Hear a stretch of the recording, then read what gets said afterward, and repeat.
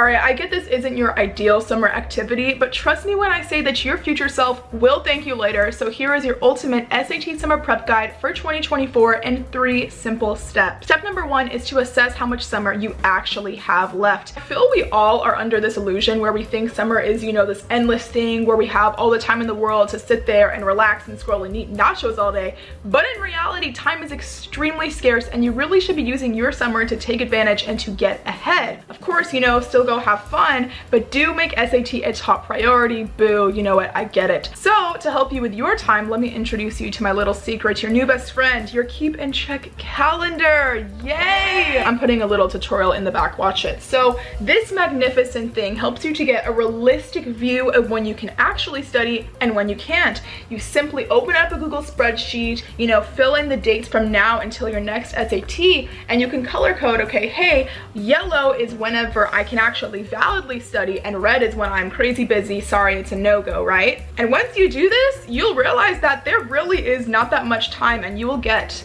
right to business. Why did it like come back like a boomerang? That was weird. Now you're probably thinking, you know what, great, thank you so much, goodbye, but what do I need to do right now in order to get my score? And I'm so glad you asked. Step number 2 is to leverage your resources. I know it's an absolute shocker, but seriously, using the right resources is key. So resource number 1, it's cliche, but it is your best bet, Blue Book. Now here is what this thing should be used for and only used for, and that is assessing where you are at in the now. Now if you aren't familiar with Blue Book, then, you know, say hello.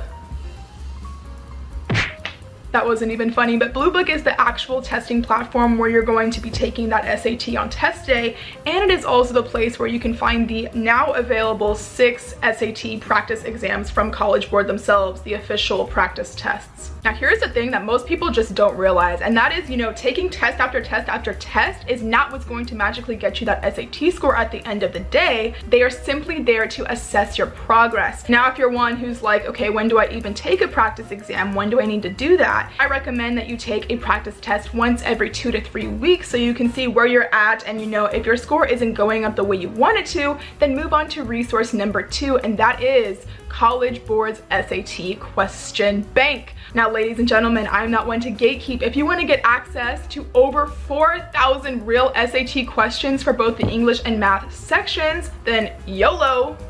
Hi there. Now this thing is quite tedious, so I recommend placing a flashcard over your screen because it's going to automatically reveal the answer to you whenever you open up a question, or you can minimize your tabs so you can just scroll when you're ready to reveal your answer. Now the best way to use this to your advantage is to actually drill in those concepts, and when you get a question wrong, see why you got that question wrong.